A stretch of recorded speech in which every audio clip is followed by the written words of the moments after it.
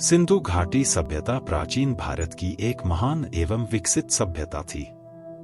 यह सभ्यता सिंधु नदी तथा उसकी सहायक नदियों के तटीय क्षेत्र में विकसित हुई थी, इसलिए इसे सिंधु घाटी सभ्यता कहा जाता है। इस सभ्यता की खोज सबसे पहले 1921 में हड़प्पा नामक स्थान पर हुई थी, इसलिए इसे हड़प्पा सभ्यता के नाम से भी जाना जाता है। सिंधु घाटी सभ्यता का विस्तार काफी व्यापक था। यह वर्तमान पाकिस्तान के अधिकांश भाग, भारत के उत्तर पश्चिमी क्षेत्र और अफगानिस्तान के पूर्वोत्तर भाग तक फैली हुई थी। इस सभ्यता के प्रमुख स्थल हड़प्पा, मोहनजोदड़ो, कालीबंगा, लोथल, राखीगढ़ी आदि हैं। सिंधु घाटी सभ्यता की कई विशिष्ट विशेषताएं हैं।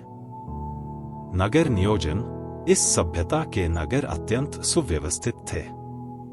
इनमें चौड़ी सड़कें, जल निकासी की व्यवस्था, विशाल स्नानागार, अन्न भंडार आदि की व्यवस्था थी।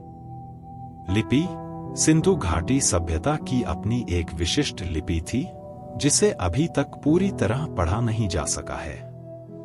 कला और शिल्प। इस सभ्यता के लोग कला और शिल्प में निपुण थे। उन्होंने मिट्टी के खिलौने, तांबे के औजार, मनके, मुद्राएं आदि बनाई। कृषि। सिंधु घाटी सभ्यता के लोग कृषि पर आधारित थे। वे गेहूं, जौ, चावल, कपास आदि की खेती करते थे। व्यापार। इस सभ्यता के लोग व्यापार में भी सक्रिय थे। वे दूर दूर के देशों से व्यापार करते थे। धर्म। सिंधु घाटी सभ्यता के लोगों का धर्म प्रकृति पूजन पर आधारित था। वे मातृ देवी की पूजा करते थे। सिंधु घाटी सभ्यता के पतन के कई कारण बताए जाते हैं, जैसे जलवायु परिवर्तन, बाढ़, आक्रमण आदि। हालांकि अभी तक इसका कोई निश्चित कारण नहीं बताया जा सका है।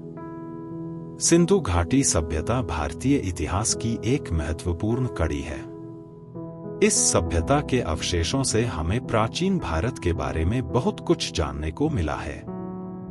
यह सभ्यता हमें बताती है कि प्राचीन काल में भी भारत में उच्च स्तर की सभ्यता का विकास हो चुका था। सिंधु घाटी सभ्यता के बारे में अभी भी बहुत कुछ जानना बाकी है। नए नए खोजों से इस सभ्यता के बारे में और अधिक जानकारी मिलती रहेगी।